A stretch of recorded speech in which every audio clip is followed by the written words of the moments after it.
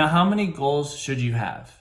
It's kind of tricky to say, but I would say is if you're only coming in once or twice a week into the gym or working out once or twice, I should say you should only have. Hey guys, my name is Mende and I'm a certified personal trainer for the past 5 years, and I'm here to help you look better, feel better, and get stronger. In this video, I will tell you how you can create your perfect 2022 year workout plan to get to your goals. Here are 5 important tips to create your perfect workout plan for 2022. Number 1 is set your goals. Number 2, figure out how often you can come to the gym. Number 3, the amount of sets you should aim for. Number 4 is find the exercises that you like. And number 5 is you should find enjoyment in any part of your workout. Number 1 is set your goal.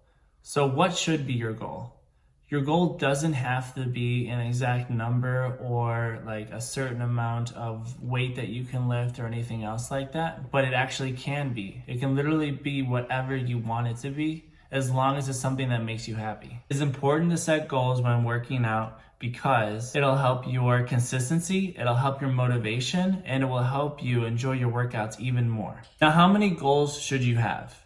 It's kind of tricky to say, but I would say is if you're only coming in once or twice a week into the gym or working out once or twice, I should say you should only have about 1. But if you're working out 5, 6, 7 times a week, you can have up to 3 different goals if you want to.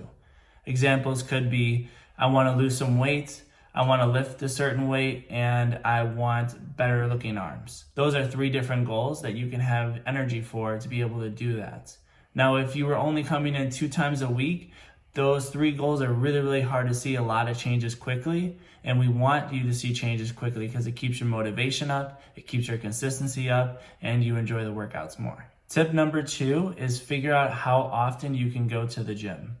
The reason why this is an important tip is because, again, with the goals as well, if you only come in once or twice a week, you have to make sure that you use your muscles in a variety of ways in a very short amount of time, unless you're going to be working out for an hour to 2 hours. And we don't want that. We want to keep it under an hour. Now, another thing to look at when you're looking at your workouts and your frequency is how many times a week should I be working out a certain muscle or muscle group? And that's pretty simple. It's between 2 and 3 times a week if optimally, if you want to try to build as much muscle. So say your goal is to get toned arms, you should work out your arms any way that you possibly can, at least 2 or 3 times a week. Now, if it's something like you don't really care about your legs that much because they look really good, or maybe it's your shoulders or even your biceps, you can work out those 1 time a week and you can easily maintain and possibly still get better anyway. Tip number 3 is how many sets should you aim for in a week? So the typical number that everybody says is between 10 and 15. Now, again, if your goal is to get toned arms, then you should be trying to aim for 10 to 15 sets a week. Now, if you're only coming in 2 times a week, I would say maybe make that 8 to 10 because that's about 4 to 5 sets per muscle group. And to be able to maintain a muscle, you only need a couple sets a week to be able to maintain it. And if you're a beginner or if you haven't been working out for a while, 6 to 8 sets a week is still probably going to be able to build you some decent muscle and definitely strength. Tip number 4 is what exercises do you like? Now, when you're trying to make a workout program, I would highly suggest using compound exercises, which are simply just exercises that use multiple muscles at one time.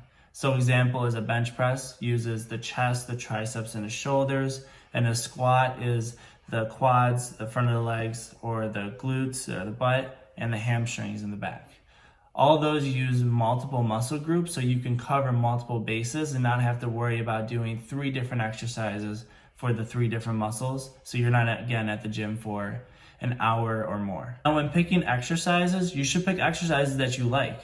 Say you hate barbells or you're really uncomfortable with doing them, you never have to do a barbell back squat to have good looking legs. There are so many more options. There are dumbbell goblet squats. There are even trap bar squats. There are leg presses, hack squat presses. All those things can really help you develop your legs so you don't actually need to do a certain exercise. Just find things that you enjoy. And then when you feel more comfortable, you can add more tools to your toolbox. So then it makes training more fun with more variables in it. The reason why I'm saying this is I want you to pick exercises that you enjoy because you'll be excited to come to the gym. If you love doing split squats with a dumbbell in your hand and you hate doing it with a trap bar, or if you hate doing it with a goblet squat hold, you're trying to hold it like this, then you're probably not gonna do it and you're probably gonna wanna skip it. So you have to, again, enjoy the exercises to be able to make progress, or at least enjoy the process of it at least. Now with your workout, obviously I don't want you to do all compound exercises. Yes, they are a great group of exercises and they will work for 80% of your workout program. But those 2 to 3 exercises that you have in your workout, try to make them isolation, which is basically one muscle group at a time. So that could, one example, be a bicep curl or a hamstring curl if you want to tone your legs more. And you want to pick these isolation exercises to go towards your goal. So again, we'll use the example of toned arms. If you want toned arms, make sure that 1 or 2 of those exercises involve isolating your arms so then they can get even more progress quicker. So you'll be happier, more motivated, and more consistent and be able to keep going to the gym over and over and over again. And if your goal is mainly weight loss, then I would suggest trying to put in some interval exercises. So that could be on the treadmill, the elliptical, the bike, could be go for a run, it even could be an incline walk or a regular walk. It doesn't matter what it is, it's just you set the time to work for a certain period and then you always set a time to rest so your heart rate can go down, your body feels good, and you're able to go again.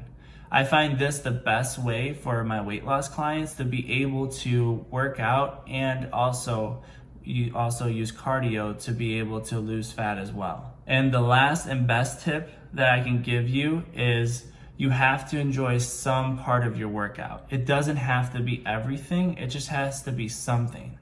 That could either be you making PRs or personal records in a certain lift.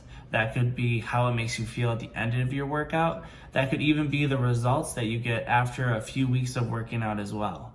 All of those are really important because again, they increase your motivation, so then you're happy to go to the gym, or at least semi-happy to be able to get the results that you're getting, and you'll be consistently working out. So then by the time that it gets to that point where you get to your goal, the gym now becomes a part of your lifestyle and your routine instead of something that you have to force yourself to go to.